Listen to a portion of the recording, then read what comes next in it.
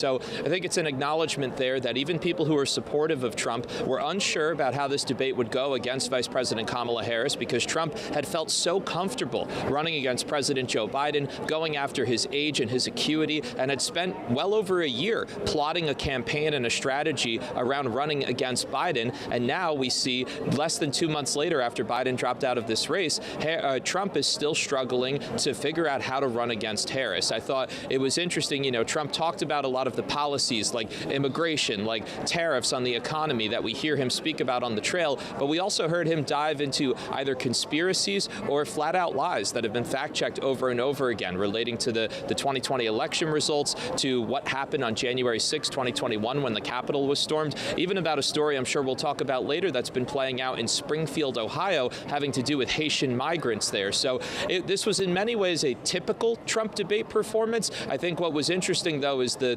last debate in Atlanta against President Biden. The headlines immediately were about Biden's struggling performance, and a lot of what Trump said that night kind of fell to the wayside because of concerns that the Democratic Party at large and many Americans felt about Biden's age. Tonight, you saw Harris go after Trump in all the ways that Cassie outlined, and you saw Trump at times seem to struggle to respond to that, and even Republicans in Congress who are supporting him are echoing those concerns. So now, Taylor, set the scene for us a little bit. We see that big spin alley behind you. There are lots and lots of news organizations that are there, along with Spectrum. What kind of people have been brought in to try and, I guess, spin you folks or give you some perspective on all of this? Yeah, it's always interesting to see who the campaigns bring in, and there's been a cast of characters here, both before the debate and now after. I believe vice presidential nominee on the Republican side, Ohio Senator J.D. Vance, is in the spin room right now. We're in a very large convention center, and the spin room stage is probably about 150 feet to the left of me. But in terms of Republican supporters who have been here to advocate for Trump, it's people who folks might recognize from being on TV a lot. North Dakota Governor Doug Burgum, South Dakota Governor Kristi Noem, Arkansas Senator Tom Cotton, Robert F. Kennedy Jr., the former Democrat turned independent presidential candidate who just a couple of weeks ago ended his bid and endorsed Donald Trump. So pretty hardline Republicans who have been here advocating for the Trump campaign. On the Democratic side, you've seen a cast of characters from California Governor Gavin Newsom, who of course was a huge supporter of President Biden and is now here stumping on behalf of his fellow Californian Kamala Harris. I saw Congressman Robert Garcia, a rising star in the party, also from California.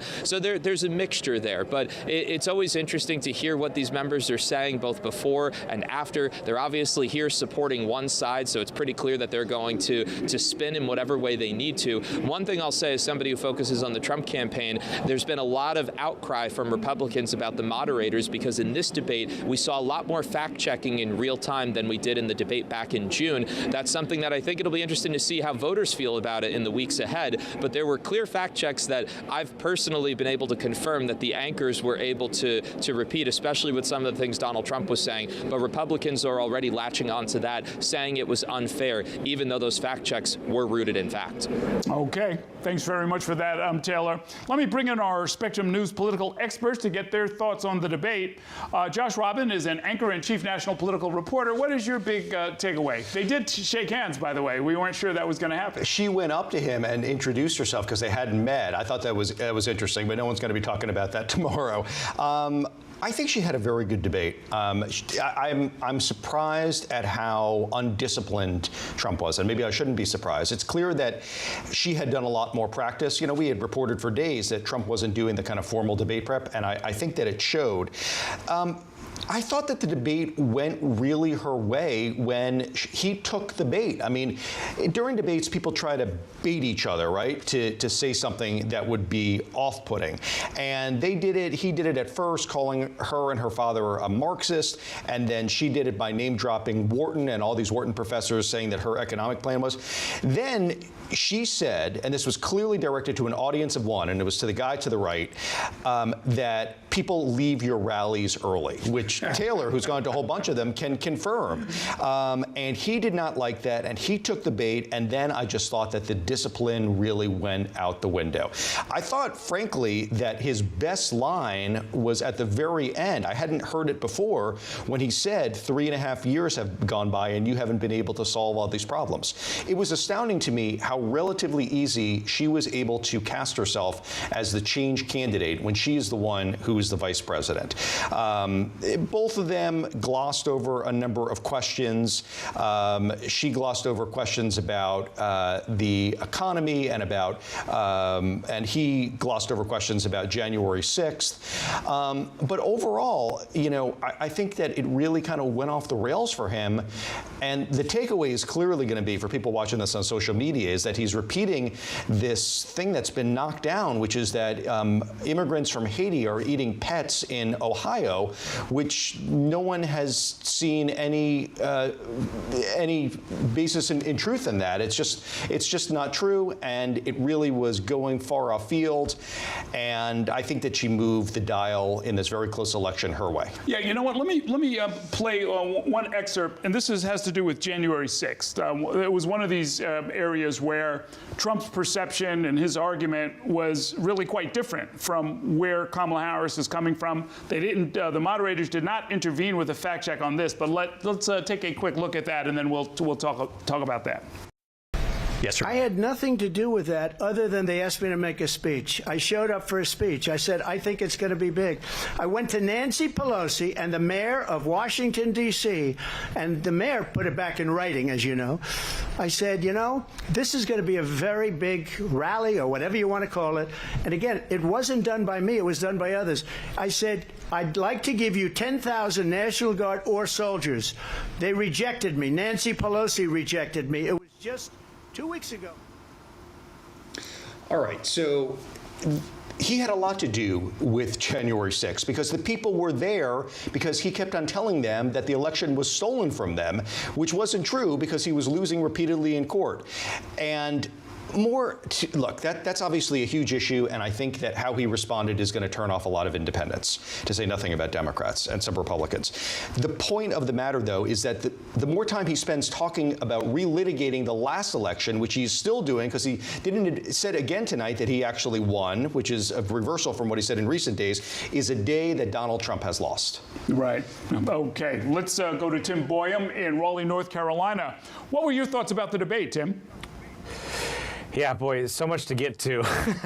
You know, early on, first of all, I thought, you know, what we know about these debates is the first half hour is really super important. The audience starts to trail off. It's with a lot of TV programming across the history of television, right? Well, abortion dominated that, and Donald Trump has really been struggling with women in a lot of states. In fact, there's a new poll out in North Carolina just today, and he's down double digits with women in almost every category, including rural North Carolina, where he should be winning with women.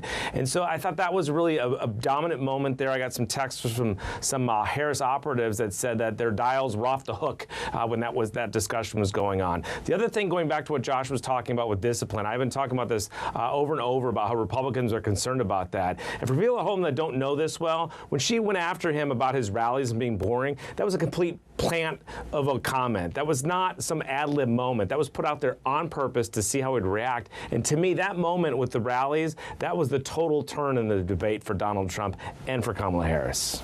Yeah, indeed. I know you've moderated a lot of debates yourself, some high-profile ones there in North Carolina.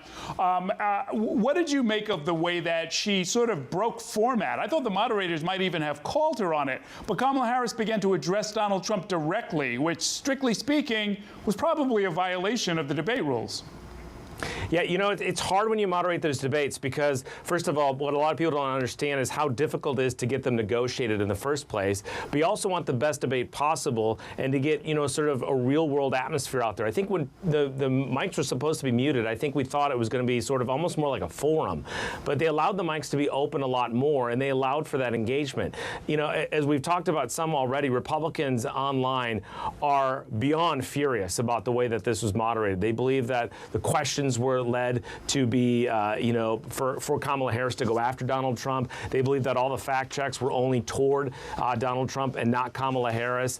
It's a difficult situation. In some ways, moderating a debate like that at the presidential level is a no-win situation, but because they're going to get so much criticism. But the fact that Republicans are so focused on that probably tells a little bit of the story, too. Okay, let's go out to California, where our Alex Cohen is standing by. Your thoughts about the debate, Alex? You know, I thought it was so interesting, Errol, comparing this with the last time we saw Donald Trump debating a female candidate. I think back to, you know, his over 6-foot-tall figure looming behind Hillary Clinton. And I'm guessing that a lot of folks in Kamala Harris's team really thought about, okay, what might be the verbal equivalent, because they were just 6 feet apart side by side. How could she make sure that he doesn't quite go after her in that sense? And I think that they planned remarkably well. I think bringing up the size of his rallies, which we should also note, throughout the city of Philadelphia, there were actually big posters and billboards comparing using a pretzel the size of Kamala Harris's crowds versus Donald Trump's. They know exactly how to hit a nerve with the former president. I think that's exactly what Kamala Harris did tonight. I think Donald Trump really struggled to recover from the multiple blows to his ego. I think what will be interesting to watch in the fallout from these events, as we've talked about before with conventions and debates, is how will this play on various media channels starting tonight and going into tomorrow. And I think what we'll hear from the former president's team is that he was debating 3 people, both Kamala Harris and these 2 moderators, and I think a lot of his supporters will agree with that. Let's I want to play something, Alex, and get your reaction. Kamala Harris clearly was waiting for this, but when the issue of abortion came up, she went on kind of an extended riff of what it means to have Roe versus Wade overturned, and what she plans to do. Let's listen to that, and then I'd love to get your reaction. Pregnant women who want to carry a pregnancy to term, suffering from a miscarriage, being denied care in an emergency room because the healthcare providers are afraid they might go to jail, and she's bleeding out in a car in the parking lot. She didn't want that. Her husband didn't want that. A 12 or 13-year-old survivor of incest being forced to carry a pregnancy to term. They don't want that. That was no surprise to you. This is something that she said a lot on the campaign trail, but she really brought it quite forcefully tonight. Yes, and she mentioned that during the debate this evening about how at a very young age, hearing about a close friend who was being molested within her own family, that really is what sparked her career pursuing justice. Another really smart move, I think, by the vice president tonight was, you know, we talk about abortion and Roe versus Wade and reproductive rights as these big nationwide issues, and yet, in the end, it is a very personal and private, in many senses, stories. And I think even Kamala Harris's use of the word she, really making this about individual circumstances, and anyone who's been in that kind of position knows how deeply painful and difficult these choices can be. I think it really drove home an issue. I think it's interesting to note a member of the Harris team shared tonight on social media that of those giving to the Harris-Walz campaign in that first hour, 71% were women. Very interesting. Okay, let's go to St. Petersburg, Florida, where our Holly Gregory is standing by. What were your takeaways from the debate, Holly? I think that Trump should have focused much more on the economy. I think, you know, of course, when abortion comes up and January 6th, those are topics he's not strong on. There was a lot of time spent on those. Every moment he had, he should have to pivot right back to the economy and hit her on inflation. But there are things that he just simply didn't go into that I think he should have really held her to account for. Could have brought up how low inflation was, under 2% when they inherited it. He could have brought up her casting, you know, the vote for the Inflation Reduction Act, which Republicans call the Inflation Explosion Act. He should have really stuck to kitchen table issues, even if those weren't the questions that were coming his way. He should have pivoted every time back to the economy and reminded people what life was like 4 years under him economically, and that they had more money in their pockets, because voters have consistently said that. But he really didn't do that.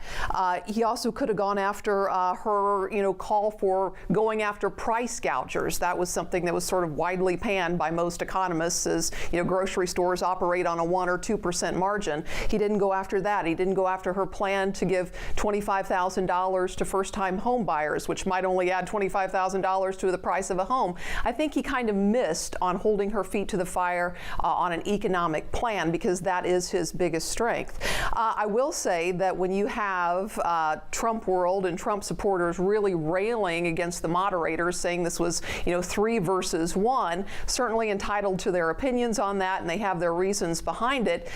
He was fact-checked several times, and the moderators were not incorrect in those fact checks. It was on abortion. It was on the Haitian immigrants. I'll also say, if you're talking about people, Haitians eating pets in Ohio, you're not appealing to swing voters. That was a miss. And they checked him on crime facts as well.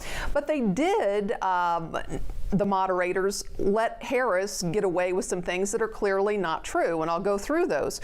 Harris, she made that statement that I own a gun, so quit saying that I want to, buy back, have a mandatory buyback. Several times in 2019, she's on tape saying it, that she would support and would call for a mandatory gun buyback. In fact, Senator Raphael Warnock, one of her surrogates, was on the Sunday shows this week saying that she still supports that. Also, the fine people, the Charlottesville thing that you've heard Biden talk about many times. Trump did not say that. He did not say that Nazis are fine people. He condemned those Nazis that were marching in Charlottesville, and what he was talking about fine people was the debate on historical monuments, whether they should stay or go. He said there are fine people on both sides of that debate, and he went on to condemn the people who were marching with those tiki torches. Also, bloodbath. She said, you've said that if you lose, there's going to be a bloodbath. He was referring to electric vehicles and the market for vehicles. He was not saying that there would be a bloodbath if he doesn't get elected. But I would also say that if you are going after the moderators so strongly as Trump supporters are, that means that you didn't win this debate. I think he had a lot of missed opportunities here. I think it was a strong night for Kamala Harris, even though she wasn't pinned down on a lot of her flip-flops. And because she wasn't, that is also a loss for Trump. Right. You know what? Let me play you an excerpt. This was an example of what I think you're kind of getting at. Would love to get more of your reaction on it, where Donald Trump criticizing the economic plans of Kamala Harris, but this is the way he did it. Let's take a look. She doesn't have a plan. She copied Biden's plan, and it's like 4 sentences, like run, spot, run. 4 sentences that are just, we'll try and lower taxes. She doesn't have a plan. Take a look at her plan. She doesn't have a plan. Now, obviously for both of them, they're talking in broad strokes. They're talking about legislation they would support, which of course involves lots of other calculations. But as you say, that was in some ways a missed opportunity. It really was. He needed to remind people. He needed to ask the question, are you better off now than you were under me 4 years ago? And I think most people look at their pocketbooks, they look at their bottom lines, they look at the cumulative effect of inflation. It shot up to 9% under the Biden-Harris administration. It has come down, the rate of growth, the rate of increase, but those high prices, they've stayed high. The rate that they're increasing has slowed down, and that's great, but those are still record high prices. People still go to the grocery store and struggle. He needed to continue to come back to that and say, you didn't have that problem under me. You had that under the Biden-Harris administration. And he needed to really drill down on that. And I think that he missed opportunity. He came across defensive and angry when he should have been confident in his economic record and really emphasized it. Now, I know a lot of the questions weren't centered on that, but when you're in a debate, you got to pivot back to your strength, and I think that he missed opportunities to do that. Okay, let's go to Jason Fechner in Milwaukee, Wisconsin. What were your thoughts about the debate, Jason? Well, Errol, quickly, as a father of a 3-year-old, I'd love to leave Go Dog Go out of American politics right now, so we've got a little peace and quiet at home. A couple big takeaways, of course. I had mentioned before the debate began that Harris wanted to try to avoid that big gaffe moment that would play out as a viral social media thing, and I think she definitely did that. And then I'd mentioned Corey Lewandowski rejoining the campaign, of course, and to steal liberally from Aaron Sorkin, kind of the let Bartlett be Bartlett from the West Wing, let Trump be Trump. I think that's kind of the philosophy some inside his campaign have been pushing pushing for over the last few weeks right now. And I was curious to see whether or not he'd be a little more restrained like he was in that first debate, or be a little more aggressive as he might have been back in 2016 debating Hillary Clinton at the time. And I think we got a little bit more of that. So perhaps that's a sign of where things are going in these last 2 months. In addition to a journalist, I've also worked in public relations and crisis communications. So I was kind of jotting some notes if I were a Republican operative or Democratic operative, kind of the talking points that I'd put out there. And we've seen a lot of these now on social media, and I'm sure Taylor Popolars is hearing a lot of them in Philly as well. I think from Republicans, we're hearing a lot of that the debate was rigged, the ABC moderators and Harris against Trump, kind of a 3 versus 1 thing. I think you're going to hear a lot of Republicans calling Harris a liar, bringing up Project 2025, something from the Heritage Foundation, which Trump has publicly disavowed and said during the debate that he's never read it, he's got nothing to do with it. Harris, of course, saying that this is actually part of Trump's playbook. So that's going to be a talking point going forward, and Republicans will claim that Trump clearly won. And I think the Democratic talking points, of course, we've heard these already as well. Trump unhinged and angry, kind of the same old playbook, and Americans are over it. And Harris was presidential there, talking about middle-class policies, and Trump was focused on grievances, and I think we got a little bit of that in their closing arguments. Once again, when it comes to all the polls across the country, it's neck and neck, that statistical margin of error out there. We are in kind of a dead heat in all of those battleground states going forward right now, so fascinating to see how everything tonight and all the spin and everything on social media over the next couple days factors into those polls that'll be in the field later this week. Well, you're in, of course, the major city of a swing state. Were there arguments you heard from either candidate today that you think will land with and maybe influence some of the swing voters in Wisconsin? Yeah, Errol, to a certain degree, and I think a lot of what we heard from both of the candidates are talking points that we've heard on the campaign trail repeatedly, including with multiple stops here in Wisconsin. And Harris and Walz, Trump and Vance surrogates have planned stops in Wisconsin as well. And, you know, kind of looking at the numbers here in Wisconsin, I think there's a reason for the Harris campaign to be excited and also for the Trump campaign to be excited coming out of this debate, because following Harris becoming the Democratic nominee and the polls jumping back up, getting her back tied to Trump, polls have kind of stayed there now for both of them in these battleground states and across the country, that she hasn't continued that momentum in the polls, including here in Wisconsin. So again, is this debate enough to kind of change the needle, move things along for those independent, undecided voters out there? Could it swing some Republicans to Harris or vice versa? We'll just kind of have to wait and see in the days ahead. To Alex Cohen in California, where I understand at least one heretofore undecided voter has gone public with who she's going to be supporting. Tell us all about it. Yeah, you can't shake this one off, Errol. And I'm not sure if she was undecided, but we hadn't officially heard from her. Now, none other than Taylor Swift, in a move that the kids today would call diabolical, and that actually is a good thing these days. Taylor Swift just posted on Instagram that she'll be casting her vote for Kamala Harris and Tim Walz. She says, and I quote, "I'm voting for Kamala Harris because she fights for the rights and causes I believe need a warrior to champion them. I think she is a steady-handed, gifted leader." And the chef's kiss of all of this, she signs this childless cat lady, and did so with the picture with her hugging her cat. I would be fascinated to hear if there was conversation. I bet there probably was, with the pop megastar and someone from the Harris team. Did the Harris campaign really need that additional boost right after this debate?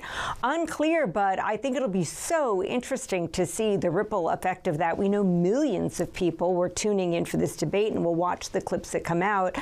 But this Taylor Swift endorsement certainly carries it to a whole new level and can really do a lot when it comes to actually getting out the vote. I've heard, multiple folks suggest that Taylor Swift could hold a series of concerts where the price of admission was registering to vote. And, who knows if she'll actually do that, but this endorsement could mean a whole lot. Well, there were some hard metrics on some of that, right? I mean, I believe she put out some kind of a call for people to register, and numbers actually moved, right?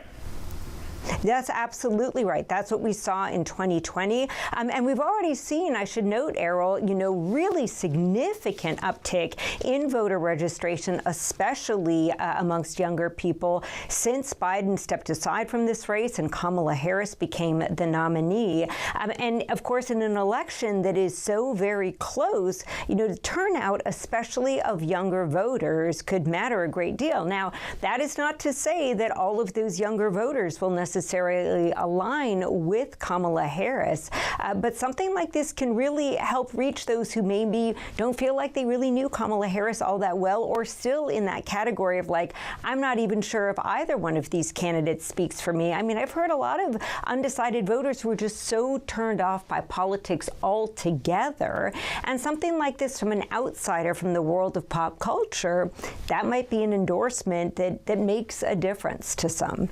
Okay. I want to go to Taylor Popolars, who's there in Philadelphia. Now, Taylor, you've been doing some fact-checking and chasing down the whole question about what some of our viewers must have been wondering about. What is this about accusations that pets are being eaten somewhere in the Midwest? And why do the moderators step in to fact-check that? Yeah, it's a pretty unusual situation, not what you would normally think would be brought up during a presidential debate, but essentially a social media post prompted, it was on a Facebook page, it prompted the Republican Party at large and the Donald Trump campaign to latch on to what this person claimed was a rising number of Haitian migrants in the town of Springfield, Ohio, were eating and stealing people's pets and other animals that were around this community. That is between Columbus and Dayton, that has seen, this is true, has seen a significant rise in Haitian migrants over the last few years as jobs have become available and as word has spread among the Haitian community that there were jobs available there as this community has tried to bring itself back up after losing a lot of industry. But this claim spread on social media. Trump's running mate, Senator J.D. Vance, who of course represents Ohio in the U.S. Senate right now, latched onto it, and then Trump also spoke about it to the point where they started posting memes about it on social media, and Trump ended up mentioning it in this debate tonight. I want to play what he said and then clarify a bit of stuff. In Springfield, they're eating the dogs, the people that came in. They're eating the cats. They're eating the pets of the people that live there. And this is what's happening in our country, and it's a shame. As far as the rallies are concerned, as far as the reason they go is they like what I say. They want to bring our country back. They want to make America great again. It's a very simple phrase, make America great again. She's destroying this country, and if she becomes president, this country doesn't have a chance of success. Not only success, we'll end up being Venezuela on steroids. So there was a lot there, Errol, but just to fact check a few things. Multiple outlets, including Spectrum News, which has a big presence in Ohio and is sending a crew to this community this week, have been able to confirm via the city manager, via the police department, that there is no evidence to support the claim that was originally made in this Facebook post. And even when Trump was presented with that by the moderators this evening, he doubled down on it and continued to insist the claim was right. The Trump campaign also sent out a release during the debate from an online publication that cited a police report that was filed a couple of weeks ago in Springfield, where somebody called in and said they saw 4 people they believed were Haitian migrants, each holding a goose. Yeah, the animal, the goose. They did not allege that they were watching those 4 people eat the geese or that there was blood visible on them, just that they saw 4 people holding geese. So it's just, I think it's a reminder that especially within the Trump campaign, they often latch on to something that will surface on social media, and the former president has a huge following, be it on Truth Social or on X, the platform formerly known as Twitter, and that is spread, and then it's brought up in something like this debate. Even when local officials on the ground are saying there's no truth or claims to support it, it's something that the Harris campaign has been happily pointing out and saying this is almost like hearing a grandparent talk about something if they're not fully with it mentally. But the Trump campaign is getting distracted from messaging that Holly talked about on things like the economy and immigration by going down this rabbit hole, talking about something something that has easily been debunked, and so far they haven't been able to present evidence to support it other than Trump doubling down on things that we know local officials are saying is not true. Okay, thanks for that clarification, and I look forward to hearing what our Ohio team will come up with in the future. Tim, let me go to you in North Carolina. I have a question for you similar to what I talked about with Jason Fechner in Wisconsin. You're in a swing state. North Carolina, the polls seem to be tight. Certainly the Harris campaign seems to think they have a chance. They keep coming back to North Carolina over and over again. How do you think tonight's debate will impact the race down there? Not hearing. Oh, I think we lost your mic, Tim. We'll let them work on that in just a second. While we're doing that, let's go to Cassie Semien. What did you make of the body language? It was very interesting, and it was hard to avoid the fact that Donald Trump is a foot taller than Kamala Harris. So her gestures, the shaking of hands, how she used her body language throughout it, I think is going to get a lot of attention. And I know you were probably paying attention to that, right? Yeah, one thing that I thought was really interesting, and going back a little bit to what we talked with Josh about earlier, was whether or not we would get a handshake. And she actually crossed the stage and sought out the former president to shake his hand, and actually said Kamala Harris, introducing herself, because this is the first time they ever met in person. It was really interesting to me that she went out of her way to do that, to show that civility that she has been talking about bridging the gap, right? Talking about how we don't have to agree on everything, but we need to have civility in our politics. We need to turn a new chapter in this country. She sought him out, shook his hand. He kind of shook it back and seemed like a little thrown off by her gesture. He was behind his lectern at that point. She went over to hers. There was that height differential where, you know, her lectern was a little bit shorter than his. If you looked at the screen when they were on the two shot, right, to meet her height, she's only about 5'2", so she's very tiny compared to him. So that was a really interesting how they made that adjustment. You could tell at times he was getting really frustrated with the attacks on her.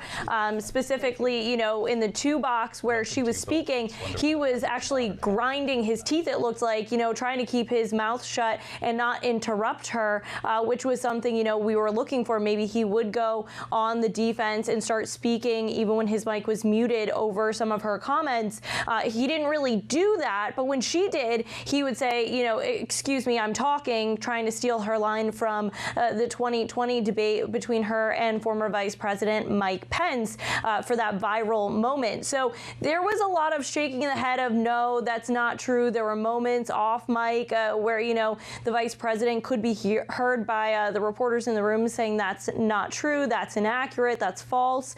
Some of those things we didn't get to see on TV, but it really was interesting how she addressed a lot of her commentary towards him instead of the camera directly, especially when it came to the issue of abortion. And she was really challenging him on the issue, saying, you know, there are doctors and nurses in this country who are afraid to treat patients who are having miscarriages in this country because of what you did by appointing 3 justices who helped overturn Roe versus Wade.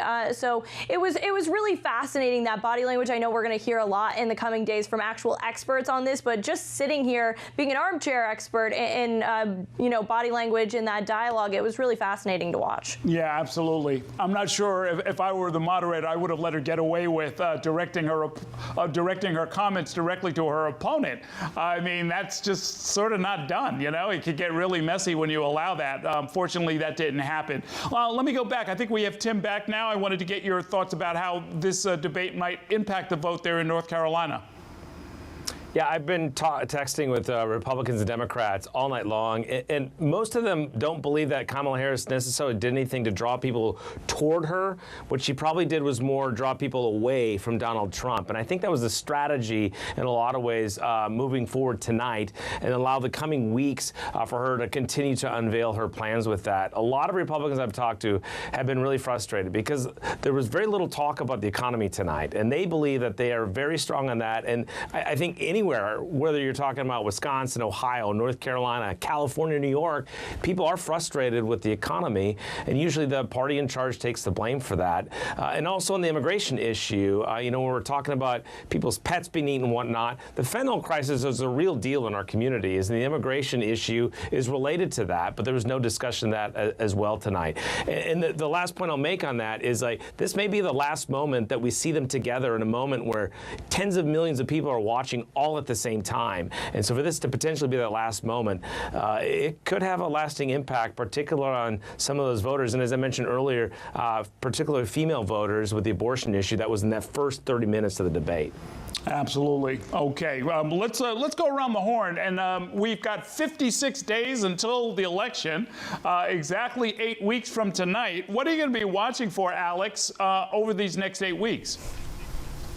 Errol, remember that phrase, October surprise? I feel like every single week there's been an October surprise, but let us not forget, we're still in September, and we don't know what might else be coming out or happening in the next 8 weeks that could continue to shake things up. And I'll just end by saying I double-checked. This is not one of the official Chinese zodiac signs, but I'm officially declaring 2024 the year of the cat. Okay, there you go. Jason Fechner, what's happening over the next 2 months? Well, I think it's safe to say that we'll have a lot of visits from both campaigns and their surrogates moving forward over the last 2 months here in the run-up to November the 5th. I think the other thing that we'll be keeping a very close eye on here in Wisconsin is this surge in money that the Harris and Walz campaign pulled off in August, more than $300 million compared to more than $100 million for Donald Trump. No chump change there as well. So a lot of television ads. There are a lot of billboards already for both campaigns in and around Milwaukee and Madison and throughout the state of Wisconsin. So we are knee-deep in it, and we will continue to be right up until Election Day. Okay. Holly Gregory, what will you be looking for over the next 8 weeks? I'm going to be watching Pennsylvania because I think that is really where this race is coming down to, where they were at tonight for this debate. You might remember the late, great Tim Russert in 2004 held up the sign that said, Florida, Florida, Florida. Well, if it were this time around, it would be Pennsylvania, Pennsylvania, Pennsylvania. And the battle is on to get those swing voters in that swing state. And it's going to come down to a razor victory here for one or the other, because this is a very, very close election. And we'll see if either one of them, goes down or up based on what happened here tonight. But I think Pennsylvania is the big prize of the swing states. Okay. Tim, I know you've got a lot going on there in North Carolina with your governor's race and everything else, but what part of this race will you be watching? Yeah, I think it's going to be voter turnout and that enthusiasm. In other words, are people coming out to vote for someone? Are they going to vote against someone on purpose? Or are they just going to stay home because they're fed up with it all? That little fine line between all that could make a lot of difference in places like North Carolina and Pennsylvania and Wisconsin. Okay. Taylor Popolars, you've got your work cut out for you out there on the road, but what will you be watching for in particular?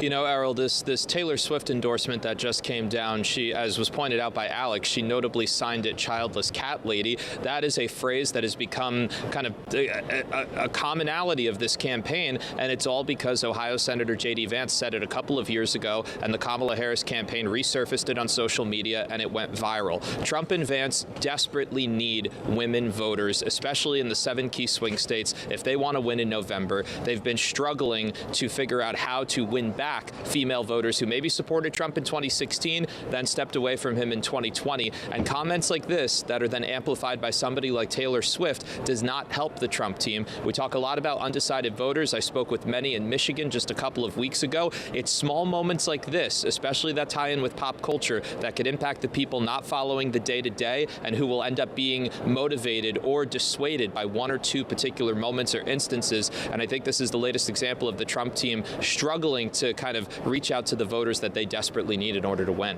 Okay.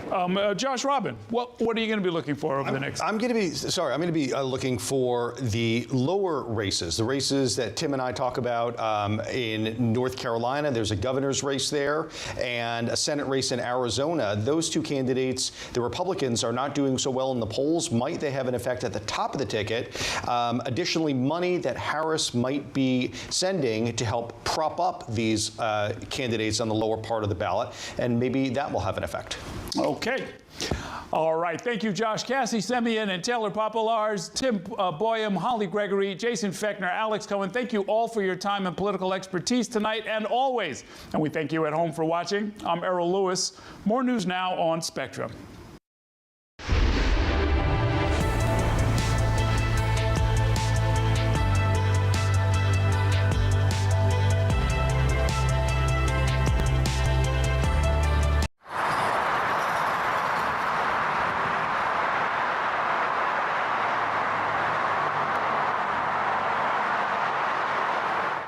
At Spectrum News, we're committed to strengthening the fabric of local communities through our reporting, with stories that inspire and news that matters. Streaming live on your smart TV and connected devices, plus on-demand weather forecasts. It's all there as you step outside with the Spectrum News mobile app, keeping you informed and in the know throughout your day. Spectrum News Plus, local stories connecting communities. Exclusively for Spectrum customers. Now available on your favorite devices. At Spectrum, our workforce of over 100,000 employees are all located right here in the U.S. You can find them in our stores, in the field, and in our call centers with 100% U.S.-based customer service. Our team works hard to provide the towns, cities, and neighborhoods they live in with the reliable services that everyone counts on, making us one of America's most trusted companies. We're Spectrum, creating jobs and opportunities across the country, and proud to be 100% U.S.-based. Whether it's our stories, the warmth of our laugh, or our family's secret sauce, we all bring something different to the table. So make some space. The power of connection is waiting right outside your comfort zone. Learn how you can help strengthen your community at belongingbeginswithus.org/teamup. Sometimes in life, in order to move forward, it helps to look back. To learn from the pioneers and trailblazers. To gain inspiration from those who came before us. To show us what it means to act with empathy and to show that love has no labels. Join WWE and Love Has No Labels throughout the year in celebrating people from all communities and heritages. Because when love has no labels, that's a love we can all fight for.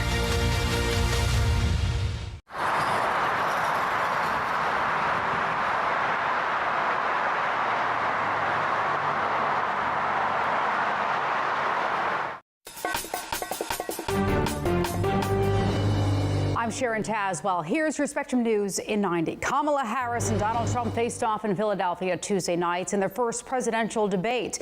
With less than 2 months until the November election, both candidates took questions on key election topics, including the economy, abortion, and the border. Recent polls show there is no clear leader in the race. I am actually the only person on this stage who has a plan that is about lifting up the middle class and working people of America.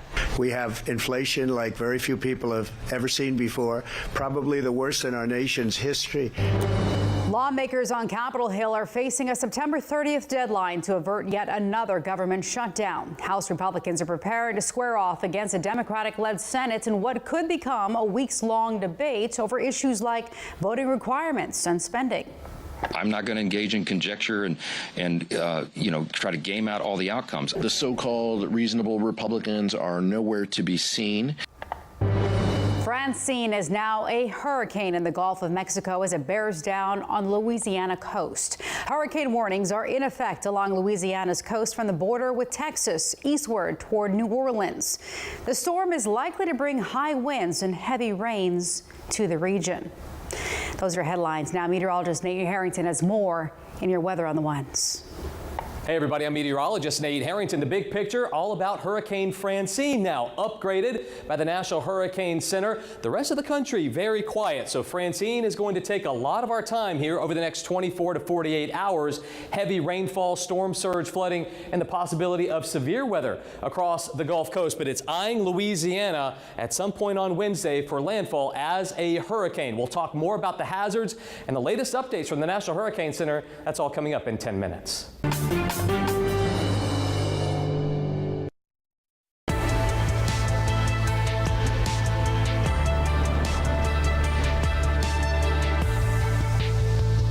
This this debate tonight, you're going to hear from the same old tired playbook, a bunch of lies, grievances, and name-calling.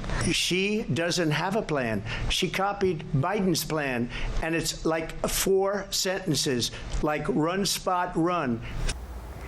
Fireworks Tuesday night in the city of brotherly love as Kamala Harris and Donald Trump faced off in a historic showdown with less than 2 months until the November election. Thanks for joining us. I'm Sharon Taswell. It didn't take long for both candidates to take jabs at each other, attacking one another's record in office. Both candidates wasted no time addressing issues often brought up by voters and other leaders. Harris went after Trump's legal woes, while the former president criticized the vice president's changing of policies. Take a listen. Fracking, she's been against it for 12 years. Defund the police, she's been against that forever. She gave all that stuff up very wrongly. She was big on defund the police. In Minnesota, she went out, wait a minute, I'm talking now, if you don't mind, please. Does that sound familiar? Well, I think this is so rich, coming from someone who has been prosecuted for national security crimes, economic crimes, election interference, has been found liable for sexual assault, and his next big court appearance is in November at his own criminal sentencing. Spectrum's Evan Kozlov joins us now from Washington. Evan, both candidates also took questions on key election issues, including the economy, the border, and foreign affairs. What were some of the defining moments for each candidate?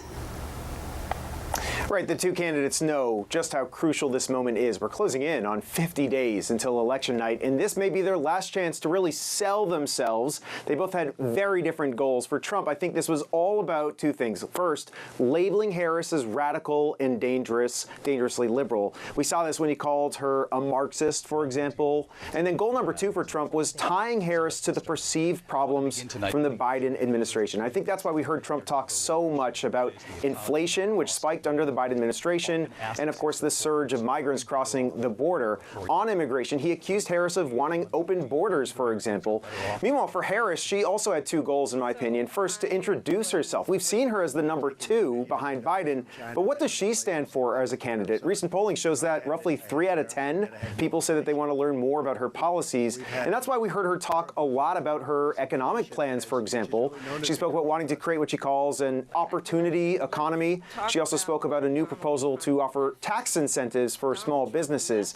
So that's number 1, introduce herself. And then number 2, we saw her also try to label Trump as extreme and radical, referring to Project 2025, saying at one point Donald Trump has no plan because he only cares about himself. She also attempted to take on a major vulnerability, border security, blaming Trump for pushing Republicans to vote against the bipartisan immigration bill. Sharon?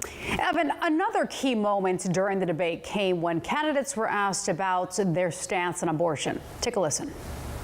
Trump abortion bans that make no exception even for rape and incest, which understand what that means. A survivor of a crime of violation to their body does not have the right to make a decision about what happens to their body next. That is immoral.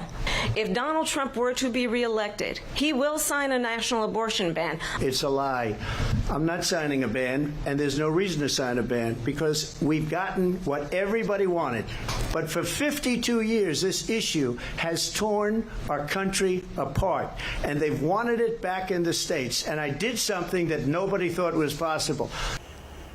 All right, so Evan, abortion was just one of the many topics during the debate. Do you think each candidate was able to successfully get their message on policy out to those voters who may still be undecided? I think that's the challenge because both sides need to reach out to the moderates that might be undecided without alienating their base. Because look, this will be an extremely tight election coming down to just 6 or 7 swing states. Michigan, Wisconsin, Pennsylvania in the Midwest, Arizona, Nevada, Georgia, and North Carolina in the South. And abortion, for example, could be one of those key issues that gets people off the couch. Democrats think it's a winning issue for them. And Harris, of course, blamed Trump for the appointment of those Supreme Court justices that ended Roe v. Wade, calling state abortion bans immoral and Trump abortion bans, and she really spoke in emotional terms in a way that President Joe Biden was less able to do. Meanwhile, Trump, really interestingly, tried to toe the line on this issue in a lot of ways. He said he was proud of ending Roe v. Wade, saying that this should be a state issue, at one point saying it's the vote of the people now. But he also said he was a, quote, leader on IVF, recently saying on the trail that he thought IVF should be covered by insurance. Another interesting moment, you heard it there a little bit, was Trump saying when he was asked whether he supported a ban on abortion, he said very clearly, I'm not signing a ban, but he was also asked numerous times whether he would veto a national ban if passed by Congress, and he did not answer that question, Sharon. Yeah, exactly. So, Evan, recent polls show a tight race with no clear leader less than 2 months until the election. How does Tuesday night's debate shape the next 2 months? And also, what can we expect to see from both candidates moving forward? All right, so this debate was no doubt seen by millions of viewers, but this is just step one. It's now going to be clipped and shared on social media, and the candidates are going to be barnstorming the swing states. Harris is kicking off her New Way Forward tour. That's what they're calling it. Harris starting in North Carolina, then heading to Pennsylvania. Her running mate, Tim Walz, is going to be in Michigan and Wisconsin, and Trump has a rally planned for Las Vegas, Nevada. But Sharon, for me, all eyes are going to be on Pennsylvania, especially for Democrats. Listen to this. No Democratic presidential campaign has been successful without Pennsylvania since 1948. So yes, the Harris campaign really needs Pennsylvania. Absolutely. All right. Evan Kozloff from Washington, as always, thank you so much for your time and your expertise. Lawmakers on Capitol Hill facing yet another government shutdown at the end of this month. But Republicans and Democrats remain at odds over key spending decisions. More on that in just moments. Plus, honoring 13 service members killed during the 2021 Afghanistan withdrawal. Congress posthumously awarding the troops its highest honor. All that and more just ahead on Spectrum News.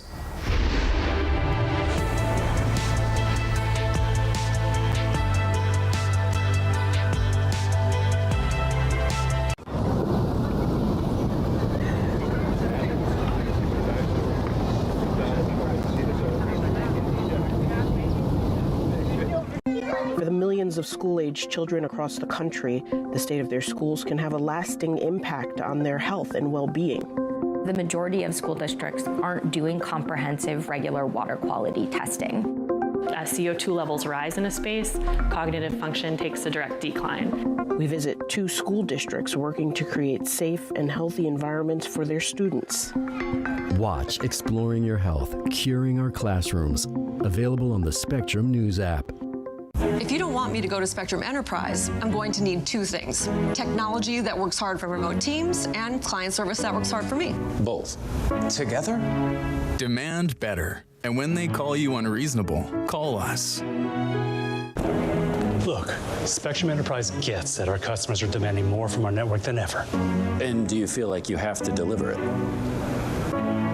Demand better. And when they call you unreasonable, call us.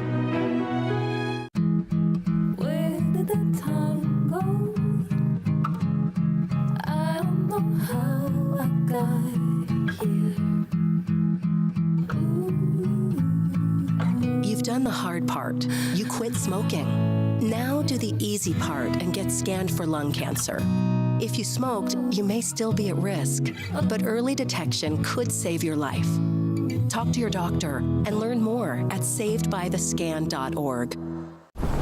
Substance use disorder and addiction is so isolating.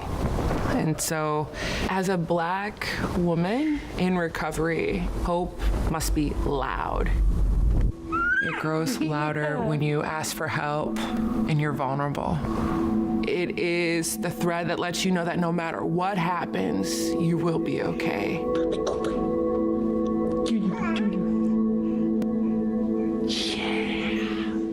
Spectrum News Plus. Local stories, connecting communities. Streaming now on the Spectrum News app and free with your Spectrum subscription.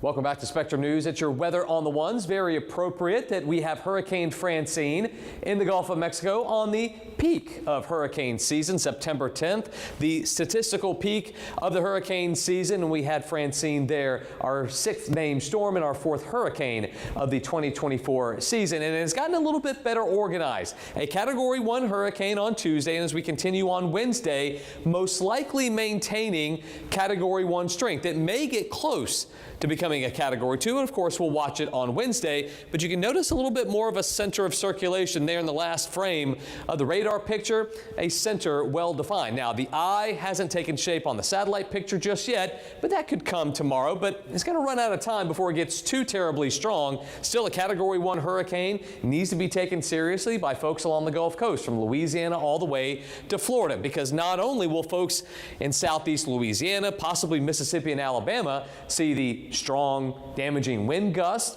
the possibility of tornadoes, storm surge, flooding, heavy rainfall, all of it.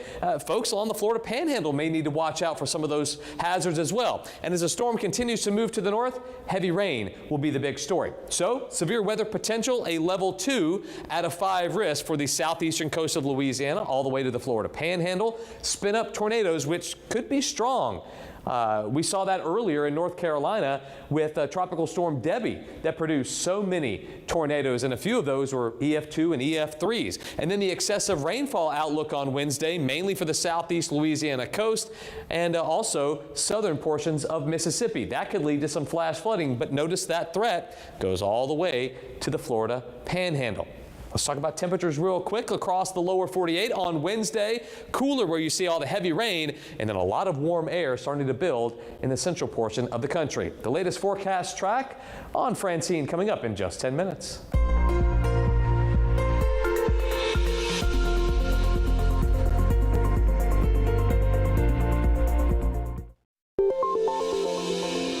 New tensions Tuesday in the Middle East after Israel launched strikes on a humanitarian zone in Gaza. The strike killed nearly 24 people as search and rescue efforts go on. Israeli officials are defending the strike, saying they were targeting senior Hamas terrorists. Relief agencies say nowhere is safe for Palestinians. There is about 85% of the Gaza Strip that is not currently subject to evacuation orders. So this is a small, overcrowded parcel of land on the beach in sand dunes with no infrastructure, very limited availability to provide services, protect families. On Tuesday, U.S. Secretary of State Antony Blinken criticized Israel after Tel Aviv accepted responsibility for killing an American during protests in the West Bank. As for ceasefire negotiations, Israel's defense minister says, quote, "The window is closing on an opportunity to reach a deal." Ukraine launched its biggest drone attack on Russia since the start of the war Tuesday. Officials say 140 Ukrainian drones targeted multiple Russian regions, including the country's capital. At least one woman was killed and 8 other people were injured after a residential building was damaged outside Moscow. The attacks forced Russia to temporarily shut down 3 major airports, and Russian